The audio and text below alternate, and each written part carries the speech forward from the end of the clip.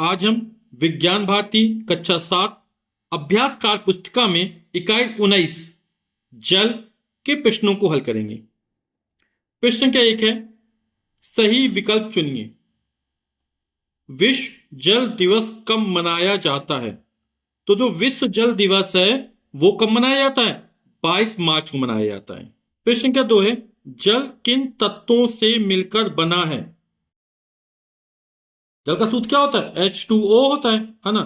तो दो हाइड्रोजन परमाणु और एक ऑक्सीजन परमाणु मिलकर जल का एक अणु बनाता है। तो यहां पर हाइड्रोजन और ऑक्सीजन क्या तत्व है ना। तो जल किन तत्वों से मिलकर बनता है? हाइड्रोजन और ऑक्सीजन से मिलकर बनता है। तो जल किन तत्वों से मिलकर बनता है? हाइड्रोजन और ऑक्सीजन। नेक्स्ट है, जल में घुल सकता है ठोस पदार्थ। ठोस पदार्थ चीनी जल में घुल जाती है ना। द्रव पदार्थ भी घुल जाता है, गैस पदार्थ भी घुल जाते हैं, यानी उपरोक्त सभी हो जाएगा यहां पर। जल को गर्म करने पर उसकी विलेयता बढ़ती है, घटती है, कोई प्रभाव नहीं पड़ता है, इनमें से कोई नहीं। तो जब जल को गर्म किया जाए तो उसमें और अधिक वस्तुएं घुल जाती है ना, यानी विलेयता क्या बढ़ जाती है, तो बढ़ती है। प्रश्न के 5 है, सही मिलान कीजिए। समूह आ का समूह बा से मिलान करना। जल, अभी जल का रासायनिक सूत्र लिखा H2O, तो H2O हो जाएगा ये। कैल्शियम सल्फेट, कैल्शियम सल्फेट का सूत्र होता है CaSO4। Sodium carbonate Na2CO3। Sodium chloride नमक, और नमक का सूत्र होता है NaCl। प्रश्न के 6, अपनी पाठ्य पुस्तक से उत्तर खोजिए। जल की स्थायी कठोरता एवं अस्थायी कठोरता के लिए उत्तरदायी लवणों के नाम लिखिए। तो जल की जो स्थायी कठोरता होती है वो कैल्शियम और मैग्नीशियम के क्लोराइड तथा सल्फेट लवणों के कारण होती है। ठीक, तो स्थायी मैग्नीशियम क्लोराइड, इसका रासायनिक सूत्र क्या होता है? MgCl2। मैग्नीशियम सल्फेट, इसका रासायनिक सूत्र हो जाएगा MgSO4। कैल्शियम क्लोराइड, इसका रासायनिक सूत्र होता है CaCl2। और कैल्शियम सल्फेट CaSO4। अस्थायी कठोरता कैल्शियम और मैग्नीशियम के बाइकार्बोनेट लवणों के कारण होती है ना। तो यहां पर कैल्शियम बाइकार्बोनेट सूत्र क्या होता है? Ca फिर HCO3 का होल ट्वाइस, और मैग्नीशियम बाइकार्बोनेट MgHCO3 का होल ट्वाइस। होल ट्वाइस मतलब दो बार। यहां पर जल को प्रदूषित करने वाले प्रमुख अपशिष्ट तत्वों या पदार्थों के नाम लिखिए। तो सबसे पहले घरेलू अपशिष्ट है ना। हमारे घर से बहुत सारी सामग्री निकलती हैं जो क्या करती हैं? जल को प्रदूषित करती हैं। अपन नहाने में तालाब में नहाते हैं या घरों में नहाते हैं, बर्तन धुलते हैं और बहुत सारी अन्य गतिविधियों में जल का प्रयोग करते हैं, जिससे जल क्या हो जाता है? प्रदूषित हो जाता है। ठीक, इसी तरह कृषि अपशिष्ट। कृषि अपशिष्ट में अपन रासायनिक उर्वरकों का उपयोग करते हैं, कीटनाशकों का उपयोग करते हैं, तो वहां से पानी बहकर नदी तालाबों में मिल जाता है, यानी जल फिर प्रदूषित हो जाता है। औद्योगिक अपशिष्ट, बहुत सारी कारखानों या फैक्ट्रियों में जो भी कचरे का निपटान किया जाता है, निस्तारण किया जाता है, वो जल के माध्यम से किया जाता है, जिससे जल प्रदूषित हो जाता है। सीवेज, सीवेज मतलब घरों से या कारखानों से या उद्योगों से या अन्य संस्थानों से जो जल निकलता है वो लोगों के द्वारा क्या गंदा कर दिया जाता है ना। तो वो सीवेज कहलाता है, सीवेज जल। ठीक, प्लास्टिक आज का सबसे बड़ा उत्तरदायी बन रहा है जल को प्रदूषित करने में। प्लास्टिक और माइक्रो प्लास्टिक, ठीक है, क्योंकि प्लास्टिक काफी समय तक नष्ट नहीं होता है।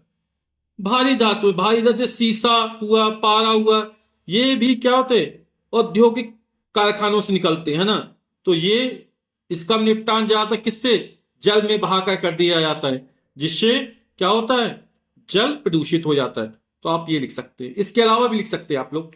प्रश्न के साथ है, आओ बच्चों। ORS, ओ का मतलब ओरल, आर का मतलब रिहाइड्रेशन, एस का मतलब सॉल्यूशन। तो ORS का पूरा नाम क्या है? ओरल रिहाइड्रेशन सॉल्यूशन बनाए। तो ये क्या है? पानी। ये क्या है? चीनी या शक्कर भी बोल सकते इसको। और ये क्या है, नमक। तो ये बनता कैसे? एक गिलास में पानी लिया, है ना, और उसमें 1 चम्मच चीनी मिला दी और थोड़ा सा नमक मिला दिया, और इस पानी को चम्मच से हिलाते रहते हैं, और तब तक हिलाते रहते हैं जब तक कि चीनी और नमक के जो कण है वो गायब नहीं हो जाते। यानी पूरा विलयन में जो विलेय मिला है, यहां पे क्या है, पानी विलायक है, चीनी और नमक क्या विलेय है, और जब इनका समांगी मिश्रण बनता है तो विलयन बन जाता है। विलेय और विलायक के समांगी मिश्रण को क्या कहते हैं, विलयन कहते हैं। तो इस प्रकार हमारा ORS का घोल बन जाता है।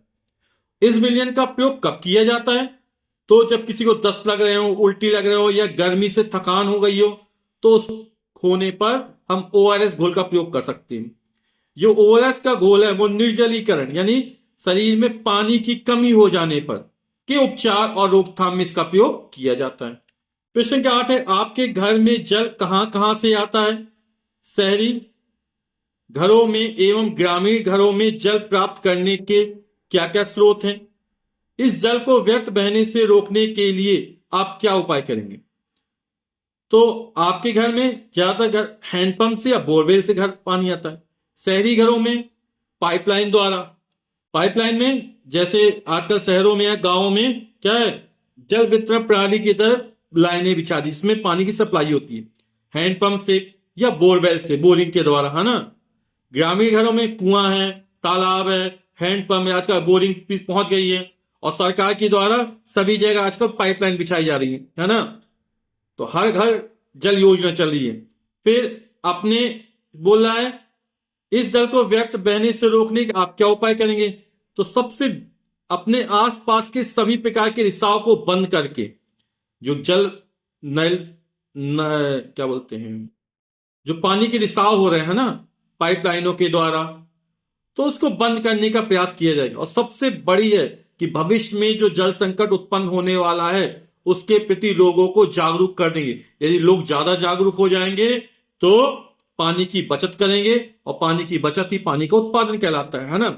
हम जितना ज्यादा पानी बचा लेंगे उतना ज्यादा पानी जमीन के अंदर सुरक्षित रहेगा। यानी पानी को कम से कम प्रदूषित होना चाहिए, यानी पानी को प्रदूषित होने से हमको क्या करना है, बचाना है।